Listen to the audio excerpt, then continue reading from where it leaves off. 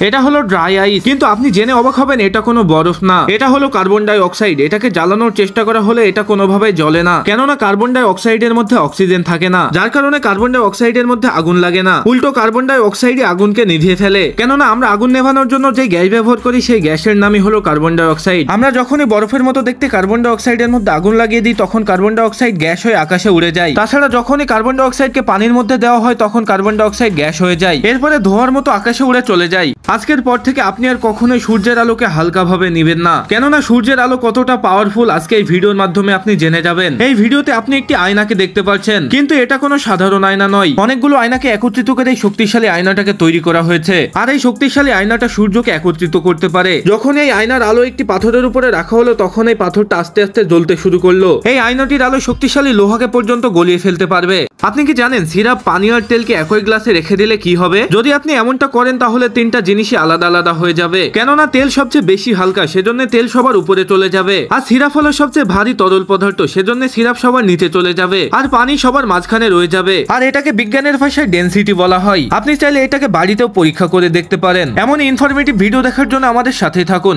আমরা তো সবাই জানি একটা সময় ছিল যখন প্লুটোকে সৌরজগতের নবম গ্রহ হিসেবে মানা হতো, কিন্তু 2006 সালে বিজ্ঞানীরা তাদের মত বদলে ফেলে এবং এই গ্রহটাকে বামন গ্রহ হিসেবে ঘোষণা করে। কিন্তু কেন?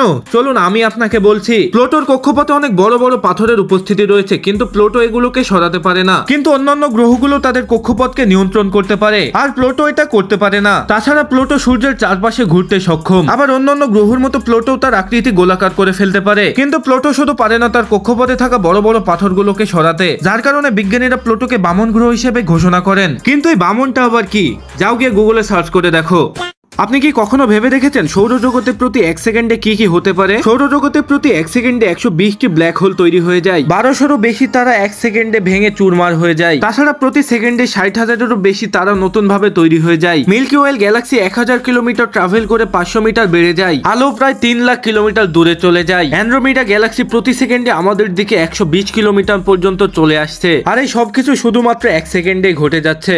আমরা সবাই জানি সৌরজগতের শুরু বিগ ব্যাং থেকে হয়েছিল, কিন্তু আপনি কি কখনো ভেবে দেখেছেন সৌরজগৎ শেষ হয়ে যাবে কিভাবে? এই বিষয়ে একটি থিওরি আছে, দি হিট ডেট অফ ইউনিভার্স। আর এই থিওরি অনুযায়ী আমরা 10,000 কোটি বছরের মধ্যে আর কোনো গ্যালাক্সি দেখতে পারবো না। আমাদের টেলিস্কোপ খুঁজতে থাকবে কিন্তু কিছুই খুঁজে পাবে না। এরপরে 1 লাখ কোটি বছর পর সৌরজগতের তারাগুলো আস্তে আস্তে মরে যেতে শুরু করবে। এরপরে আস্তে আস্তে সকল আলো বন্ধ হতে শুরু করবে। সবশেষে সৌরজগতে পার্টিকেল আর ব্ল্যাক হোল বেঁচে থাকবে। এরপরে দুইটাও নষ্ট হয়ে যাবে এবং সবশেষে সৌরজগৎ ঠান্ডা এবং অন্ধকার হয়ে যাবে। কিন্তু 1 লাখ কোটি বছর পর আমার অস্তিত্ব থাক ভেবে লাভ নাই, আমি তো মাটির সাথে মিশে যাব।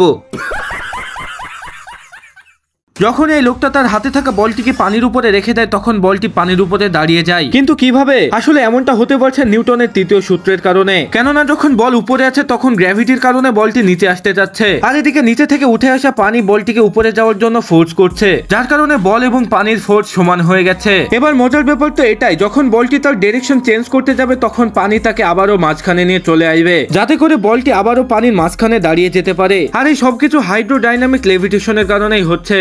আপনি হয়তো এমন মেশিন দেখেছেন যেটা একবার চালু করার পর আর কখনোই বন্ধ হয় না। আসলে এই ডিভাইসটাকে পারপেচুয়াল মোশন ডিভাইস বলা হয়। আর এই ডিভাইসে থাকা বলটা বারবার একই জায়গায় ফিরে চলে আসে। এরপরে এই ডিভাইসটাকেও দেখতে পাচ্ছেন যেটা অটোমেটিক চলছে এবং এটা কখনোই বন্ধ হবে না। ঠিক এই কথাটাই বলে মানুষ আপনাকে পাগল বানাচ্ছে। আসলে এই ডিভাইসটির পিছনে ব্যাটারি লাগানো থাকে, যার কারণে ডিভাইসটি এনার্জি পায়। আর আপনি জেনে রাখুন এই ধরনের ডিভাইস বানানো কখনোই সম্ভব নয়, কারণ এটা থার্মোডাইনামিক্স এর রুলস ভঙ্গ করে। এটি এমন একটি ব্যাগ যেটি সম্পূর্ণ হাওয়া দিয়ে তৈরি করা হয়েছে। আর এই সুন্দর ব্যাগটিকে আপনি মাত্র 35 লাখ টাকা দিয়ে কিনে নিতে পারবেন, কেননা এই ব্যাগটিকে বানানোর জন্য একটাই জিনিস ব্যবহার করা হয়েছে, যেটার নাম হলো সিলিকা অ্যারোজেল। সিলিকা অ্যারোজেল হলো বিশ্বের সবচেয়ে হালকা এবং কম ঘনত্বের একটি পদার্থ। এই ব্যাগটির দাম এত বেশি হওয়ার কারণ হচ্ছে এই ব্যাগটিতে কখনোই আগুন লাগবে না। একটা ব্যাগের মধ্যে আগুন লাগলে বা কি হবে? ব্যাগের মধ্যে আর কত লাখ টাকা রাখা যাবে? আরে ভাই, এরপরেও তো মানুষ এই ব্যাগটাকে 35 লাখ টাকা দিয়ে কিনে নিচ্ছে। प्यारी समझ गई।